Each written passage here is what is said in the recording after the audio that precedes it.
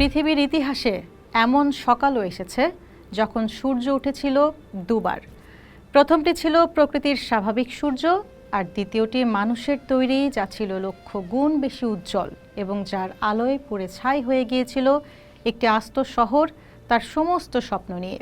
এ হলো হিরোশিমা শহরের গল্প, এক ঝলকে নেমে আসা নরকের গল্প, যা মানবতাকে চিরদিনের জন্য এক গভীর অপরাধ বোধে ডুবিয়ে দিয়েছে। 1945 সালের 6 আগস্ট সকাল 8:15 হিরোশিমার আকাশে মার্কিন B-29 বোমারু বিমান থেকে নেমে আসে পারমাণবিক বোমা লিটল বয়। বিস্ফোরণের মুহূর্তে এর কেন্দ্রে তাপমাত্রা পৌঁছায় প্রায় 10 লক্ষ ডিগ্রি সেলসিয়াসে, যা সূর্যের পৃষ্ঠের তাপমাত্রার চেয়েও বেশি। যারা এই বিস্ফোরণের সরাসরি শিকার হয়েছিলেন তারা কোনো যন্ত্রণা অনুভব করারও সুযোগ পাননি। মুহূর্তের মধ্যে বাষ্প হয়ে মিলিয়ে গিয়েছিলেন বাতাসে। তাদের কোনো চিহ্নই আর খুঁজে পাওয়া যায়নি, শুধু কংক্রিটের সিঁড়ি বা রাস্তার উপর রয়ে গিয়েছিল তাদের শরীরের শেষ মুহূর্তের অবয়ব, এক ধরনের পোড়া ছায়া। এই ছায়াগুলো পরবর্তীকালে পরিচিত হয় মৃত্যুর ছায়া নামে, যা সেই ভয়াল মুহূর্তের এক নীরব সাক্ষী হয়ে আজও দাঁড়িয়ে আছে। বোমা বিস্ফোরণের পর হিরোশিমার আকাশ নিকষ কালো হয়ে যায়। ধ্বংসস্তূপ থেকে ওঠা ধুলো, ছাই এবং মারাত্মক তেজস্ক্রিয় কণাগুলো জলীয় বাষ্পের সাথে মিশে তৈরি করে এক আঠালো চটচটে কালো বৃষ্টি। বিস্ফোরণের আগুন থেকে বেঁচে যাওয়া তৃষ্ণার্ত আহত মানুষগুলো যখন বাঁচার আশায় এই বিষাক্ত পানি পান করে, তখন তারা জানতো না যে তারা নিজেদের শরীরে এক ভয়ঙ্কর বিষ প্রবেশ করাচ্ছে। এই কালো বৃষ্টি ছিল আকাশ থেকে নেমে আসা এক মৃত্যু পরোয়ানা, যা তাদের শরীরকে ভেতর থেকে নীরবে ধ্বংস করে দিচ্ছিল। যারা সেদিন সরাসরি বিস্ফোরণ বা আগুনে মারা যাননি, তাদের জন্য অপেক্ষা করছিল আরও যন্ত্রণাময় এবং ধীর গতির এক মৃত্যু। অদৃশ্য এক ঘাতক পারমাণবিক তেজস্ক্রিয়তা তাদের শরীরে প্রবেশ করে কোষগুলোকে ধ্বংস করতে শুরু করে। তীব্র জ্বর, চুল ঝরে পড়া, ত্বক গলে যাওয়া এবং রক্ত বমির মতো ভয়াবহ উপসর্গ দেখা দেয়। মানুষ বুঝতে পারছিল না কেন তাদের শরীর এভাবে তাদের সাথে বিদ্রোহ করছে। যারা এই নরক থেকে বেঁচে গিয়েছিলেন তাদের নাম হয় হিবাকুশা, কিন্তু এই বেঁচে থাকা ছিল এক অভিশাপের নামান্তর। শারীরিক কষ্টের পাশাপাশি তাদের বইতে হয়েছে তীব্র সামাজিক লাঞ্ছনা। তেজস্ক্রিয়তার ভয়ে সমাজ তাদের এড়িয়ে চলত।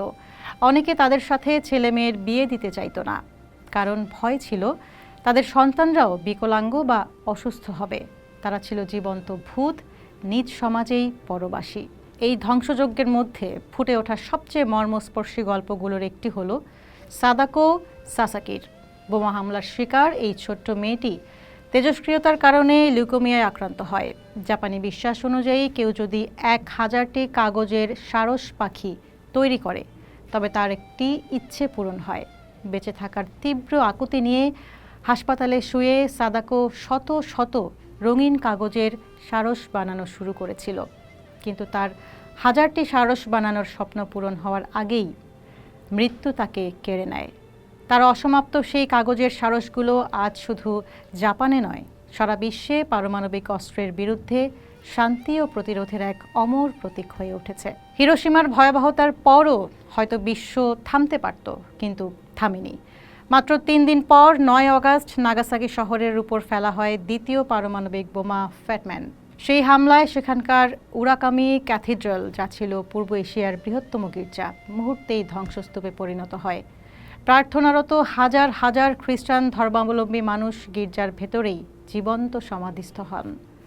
মানবতার বিবেক সেদিন দ্বিতীয়বারের মতো পরাজিত হয়েছিল, যা প্রমাণ করে এই হামলা শুধু সামরিক বিজয় ছিল না, ছিল ক্ষমতার এক নির্মম প্রদর্শনী। হিরোশিমা আর নাগাসাকি শুধু দুটি জাপানি শহরের নাম নয়, এরা মানব ইতিহাসের সবচেয়ে বড় ভুলের জীবন্ত সাক্ষী।